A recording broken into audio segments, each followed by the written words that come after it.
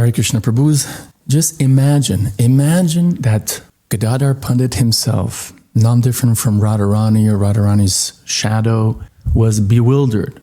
We agree that it's a Leela, but still, externally speaking, was bewildered by judging another devotee, namely Pundarik Vidyanidhi, whose appearance day is today, based on externals. How much, therefore, is that important for us in our efforts to deal with devotees properly and to spread Krishna consciousness, especially outside of India? In this short little video, if you indulge me, I'll say a few words about Pundarik Vidyanidhi, the famous story with him and Gadadhar Pandit and Mukunda, and how it relates to the, I was going to say Western mission, but it really relates to more than the Western mission. It's really the mission outside of India. And even within India, actually, we could talk about, the non-Bengali mission. So most of you are devotees, you know the story, but just to purify myself and give you some bliss, because this story is really blissful. The Chaitanya Bhagavat describes that Mukunda, who was friends with Gadadhar Pandit, told Gadadhar Pandit, "Hey, come, I want you to meet a great devotee, namely Pundarik Vidyanidhi." After convincing him to do so, Gadadhar almost reluctantly came along and went into Pundarik Vidyanidhi's house.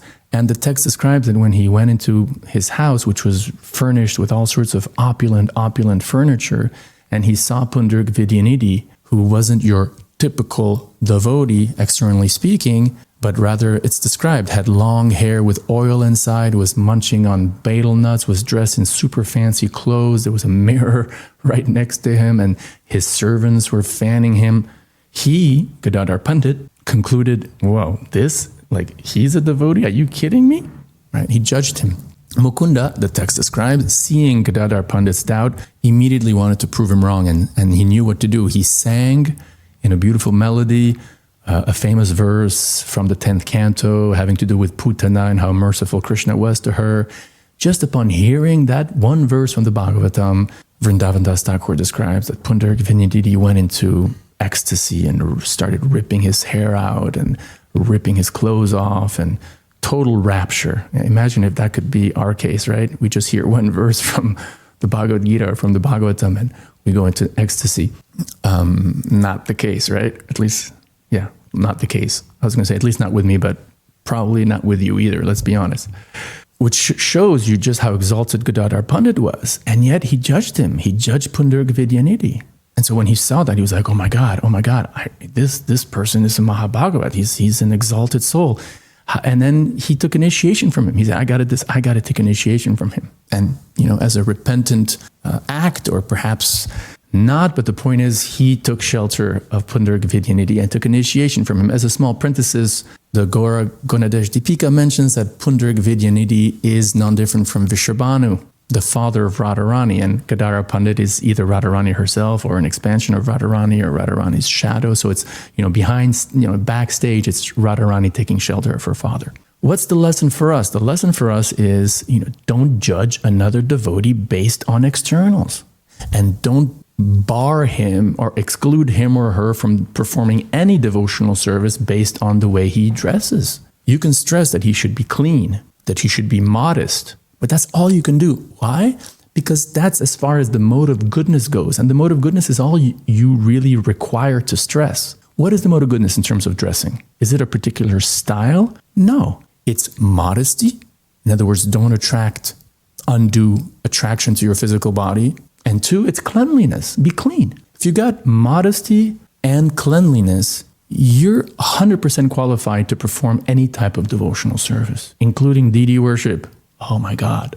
Now, how does this apply to our situation in ISKCON outside of India?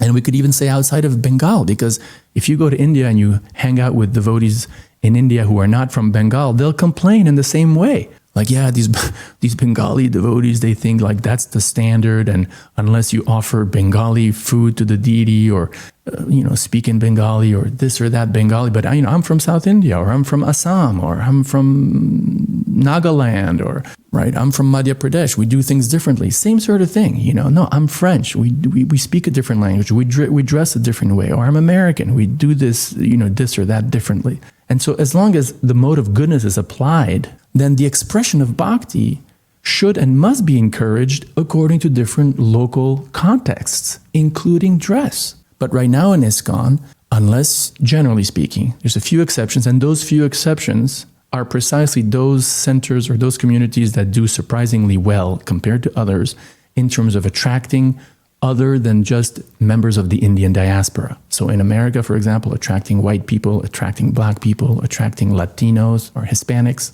But in the majority of the cases, again, I'll just use the United States, for example, if you from New York to Los Angeles, the demographics of the temples are all Indians, and they're glorious. All those souls in Indian bodies are glorious. We're not criticizing them. Obviously, we want everybody to come to the shelter of Lord Chaitanya. But if you look at the demographics, you go to a Sadhu Sangha festival or to a Sunday feast, whether it's in Toronto or New Orleans or Atlanta or West Virginia or San Diego, you name it, 99% Indians.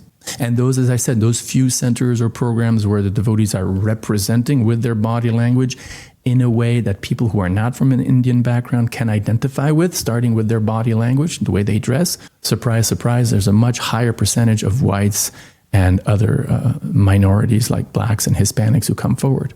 So Lord Chaitanya said, every town and village, that's the sacred prediction. Pundarik Vidyanidhi teaches us that, hey, we have a tendency to judge others based on externals. Bhakti is much deeper than externals. And if we continue to judge others, whether good or bad, based on externals, then we're not going to go very far. We're not going to go very far, spiritually speaking, in terms of our own bhakti and in terms of fulfilling the cherished desire of the Guru Parampara to spread the holy name and Krishna consciousness to every town and village. All glories to Srila Prabhupada, all glories to Pundarik Vidyanidhi.